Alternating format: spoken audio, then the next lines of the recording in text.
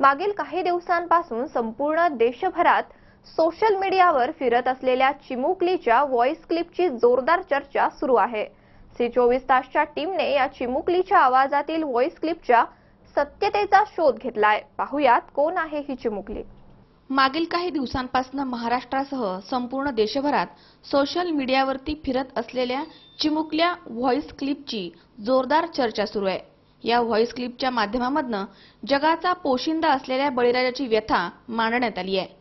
सी24 तासच्या टीमने या चिमुकलीच्या आवाजातील व्हॉइस क्लिपच्या सत्यतेचा शोध घेतला असता तो व्हॉइस खरोखरच एका प्ले ग्रुपमध्ये शिकणाऱ्या चिमुकलीचा आहे असं समोर आलंय आणि त्या चिमुकलीचं नाव आहे आरोही आकाश डावखरे।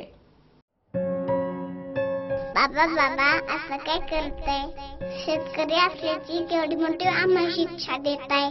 सरकारने उभारले तुम्हाला, सरकारने लुटले तुम्हाला। त्यांना जाग विचारायचे सोडून फास वाटायच्या गळ्याला का लावताय?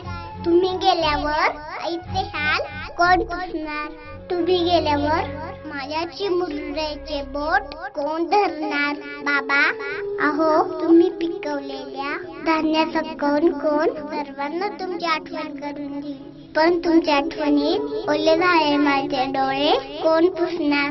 तुमचे ते सरकार कोण आहे ते मला नाही माहिती, पण मी त्या सरकारला नक्की जाऊन विचारेन माझ्या बाबांचे काय चुकले। माझे बाबा शेतकरी होते, फास का त्यांचा गुन्हा नाही ना?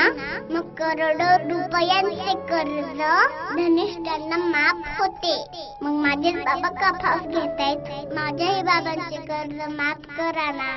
हिची मुरडी का शेतकऱ्याची मुलगी तुमच्याकडे भीक मागते हो?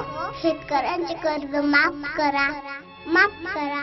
माझे नाव आरोही आकाश डावखरे, मुक्काम पोस्ट नारायणगाव, तालुका जुन्नर, जिल्हा पुणे। मी अपेक्षा करते माझा हा मेसेज सरकारपर्यंत पोहोचेल। माननीय मुख्यमंत्री देवेंद्रजी फडणवीस यांना तसेच पंतप्रधान नरेंद्र मोदीजी यांना माझी विनंती आहे, कृपया शेतकऱ्यांचे कर्ज माफ करा।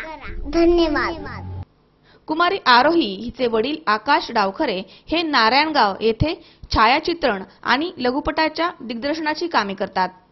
आपल्या आई वडिलांकडून समाजसेवेचे धडे घेऊन आरोहीचे वडील आकाश डावखरे हे जनजागरण, सामाजिक बांधिलकी असे समाज प्रबोधनात्मक विषय त्यांच्या लघुपटांच्या माध्यमामधून समाजापुढे आणतात।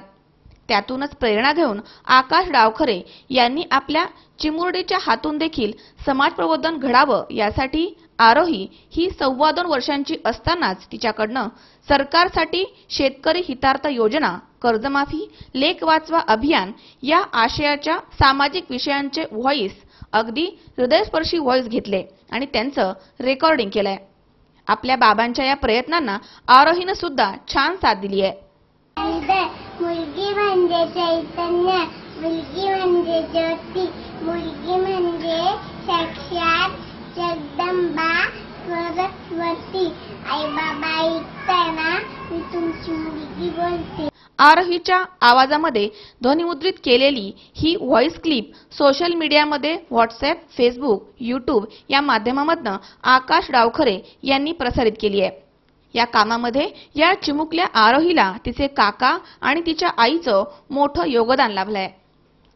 1500च्या नोटाबंदीनंतर शेतमालाचे बाजारभाव कोसळल्यामुळे शेतकऱ्यांची झालेली फरफट, आसमानी संकटामध्ये सापडलेल्या शेतकऱ्यांच्या डोक्यावरचं कर्ज सतत वाढत चालल्यामुळे खासगी सावकार आणि बँकांच्या जाचाला बळी ठरत असलेला शेतकरी, भावनाशून्य सरकारचा जगाच्या पोशिंद्यावरील होणारा हा अन्याय सहन न झाल्याच्या आशयाचा संदेश आरोही हिच्या आवाजामध्ये ध्वनिफीत मुद्रित करून समाजाचा एक जबाबदार घटक या नात्याने ही व्यथा आकाश डावखरे यांनी मांडली आहे आणि यापुढेही मांडत राहणार आहे असं मत आरोहीचे वडील आकाश डावखरे यांनी सी24 तासशी बोलताना व्यक्त केलंय।